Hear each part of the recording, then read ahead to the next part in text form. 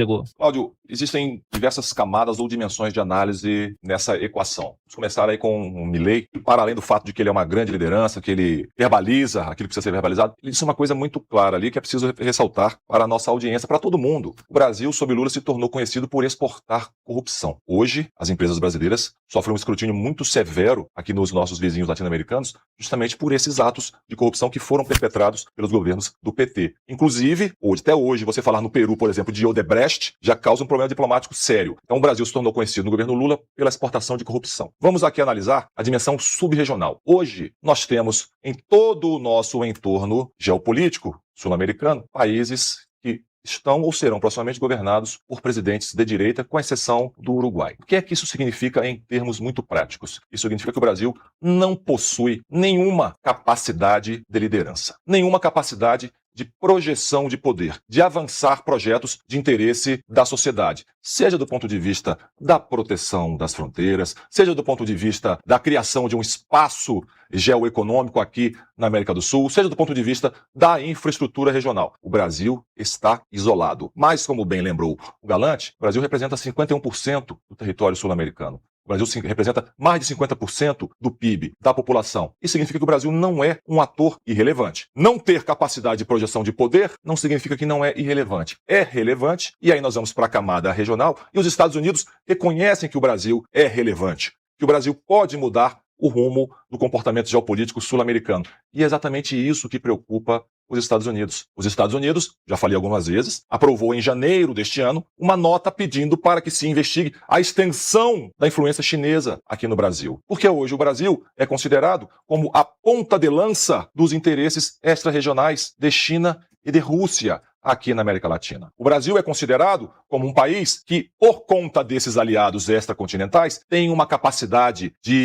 negativa de prejudicar o avanço das relações entre os países. O Brasil, como bem lembrou o Ari, hoje é governado por uma cleptocracia comunista. E mais importante, talvez, nesse momento, Cláudio, o Brasil tem sido observado pelas lentes geopolíticas de Washington, não como aquela nação hostil, como já bem mencionou o Rubio. O Brasil hoje é um país hostil aos interesses norte-americanos. O Brasil hoje é um país hostil ao desenvolvimento sociopolítico e econômico latino-americano. Mas paira uma nuvem muito negra, muito densa, de falta de credibilidade nas instituições nacionais e no processo eleitoral do Brasil. Os Estados Unidos calculam que esse foi o mesmo processo que levou ao fechamento das fronteiras venezuelanas, que levou a Venezuela, outrora um país próspero, considerado a Califórnia sul-americana, a situação em que chegou. E que não é possível permitir que um processo desse se repita e assistindo passivamente. Então as eleições brasileiras estão sendo, ou o processo eleitoral, observadas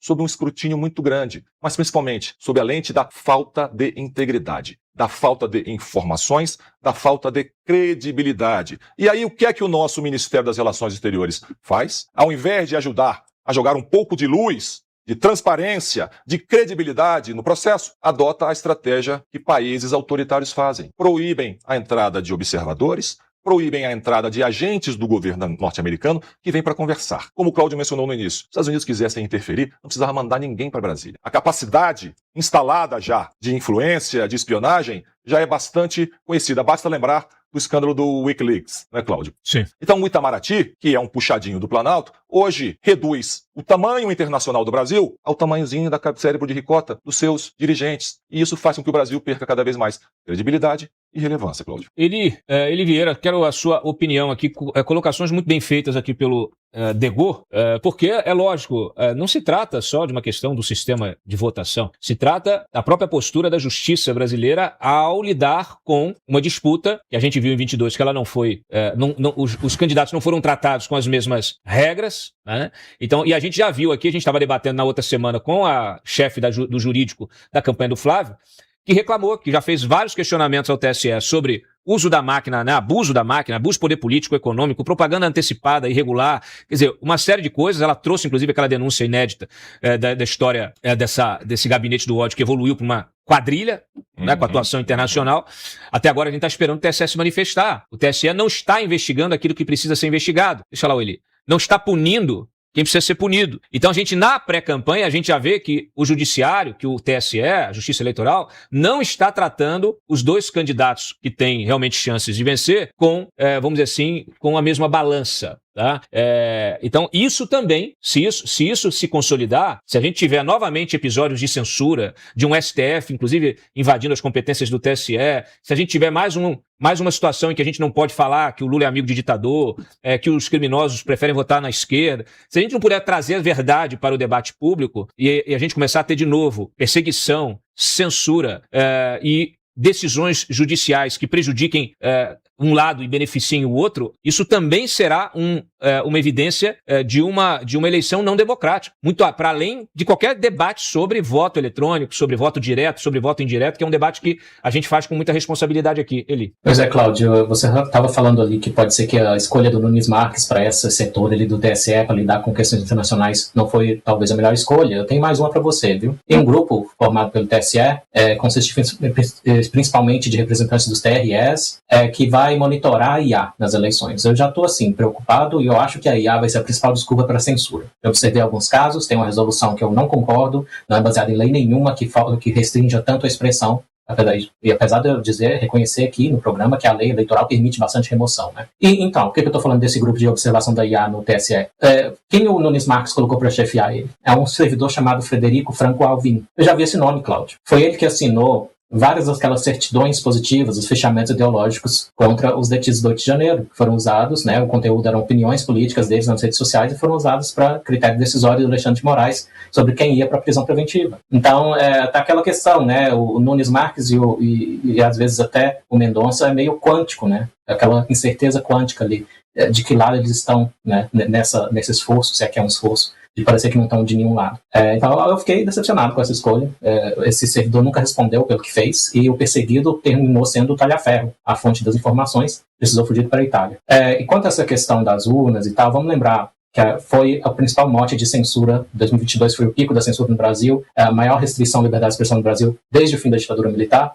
E a questão de comentar ou fazer perguntas demais sobre as urnas foi um dos principais motivos para as pessoas serem caladas. Vamos falar do Marco Sintra. Aqui o Poder 360 atribui ao Twitter, mas não foi o Twitter. Foi uma decisão judicial, eles enterraram o lead, como se diz no jornalismo. Foi o Moraes, foi o TSE que ordenou a censura do Marco Sintra, que era candidato a vice na chapa da Tronic, por fazer perguntas sobre as urnas. Isso foi em novembro de 2022. E a gente teve a escalada a partir disso, isso não foi o pior foi isso aqui. O Carlos Rocha, que foi um dos condenados, né, no tribunal de sessão ali, no processinho do suposto golpe, que eu saiba ele está foragido, ele fugiu do país, e ele já foi uma pessoa que contribuiu com relatórios técnicos para o próprio TSE, né? E Alexandre de Moraes, ao condenar ele, alegou que o relatório técnico que ele fez em 2022 para o PL era meio que falsamente técnico. O que o Moraes sabe mais do que o Carlos Rocha para dizer o que é técnico ou não é? Aquela síndrome de semideus, né, desses juízes de acharem que podem computar melhor que os técnicos na seara de expertise deles.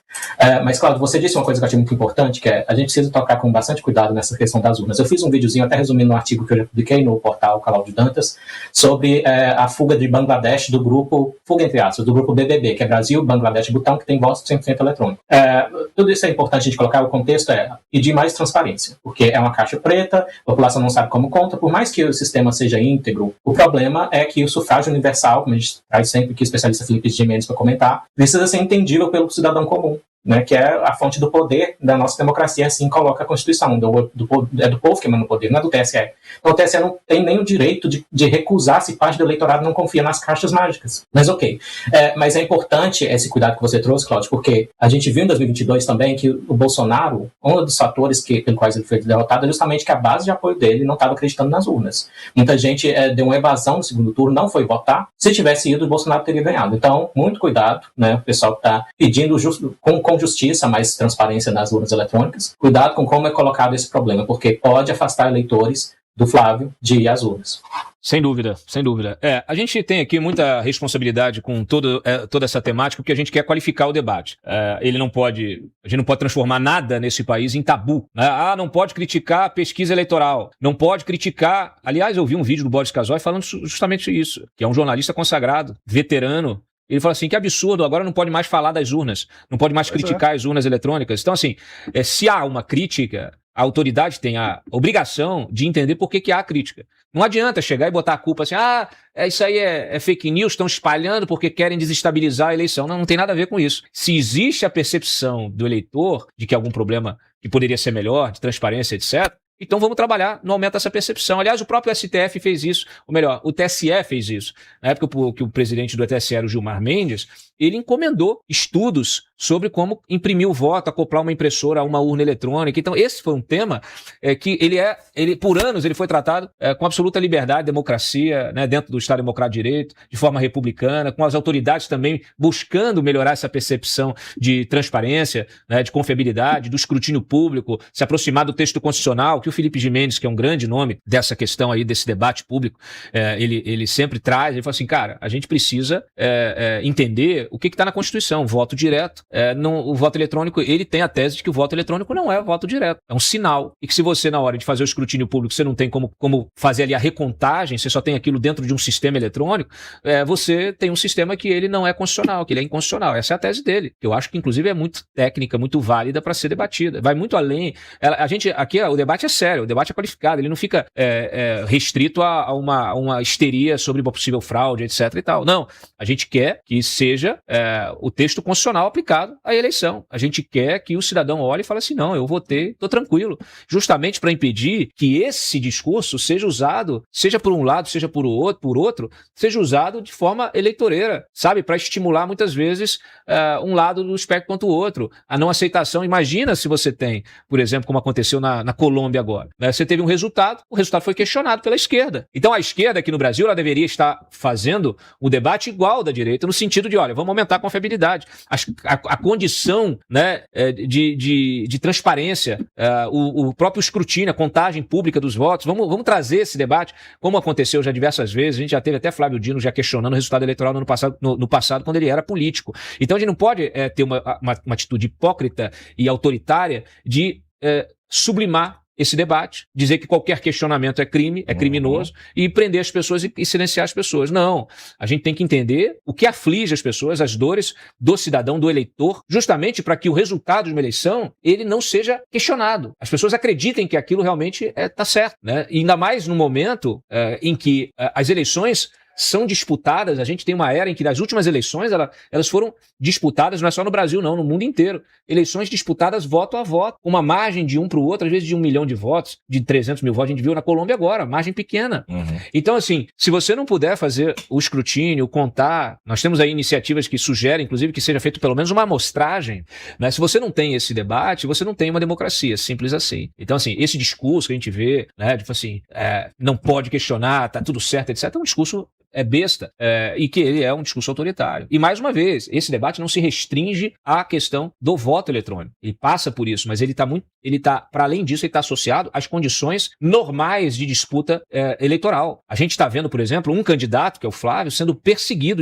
Eu tenho dito que isso não é uma eleição. Porque se você tem o judiciário contra um candidato, a Polícia Federal contra um candidato, a mídia contra um candidato, toda a máquina pública, toda uma setores organizados fazendo uma campanha brutal de desmonte da reputação de um candidato, e você não tem nenhum olhar para o que acontece do outro lado, você não repercute uma matéria que possa prejudicar o outro candidato, ou que possa esclarecer o eleitor de que tem alguma coisa errada, se você não trata os candidatos como candidatos em condições equânimes, você não está disputando uma eleição, você não está travando uma batalha eleitoral democrática. O que está havendo hoje no Brasil é um conluio dedicado à perseguição para impedir que um determinado candidato tenha condição de disputar a eleição. Desculpa, isso está longe da democracia. Exato. Se ninguém repercute, se a gente vem com uma matéria, como a gente vai tratar já, matéria igual a do Sidônio, e as pessoas ignoram essa informação e ficam batendo só em relação a uma outra informação do outro candidato, e é uma besteirinha ali, porque fica ali porque é o outro candidato. Você fica assim, peraí, né? Você tem uma investigação do Lulinha, eu fiz esse questionamento na semana passada. Por que o André abre uma investigação do Dark Horse e não abre uma investigação do Lulinha? A PF, um dia desse, estava dizendo que não tinha pessoal, capacidade técnica para fazer a investigação do Lulinha,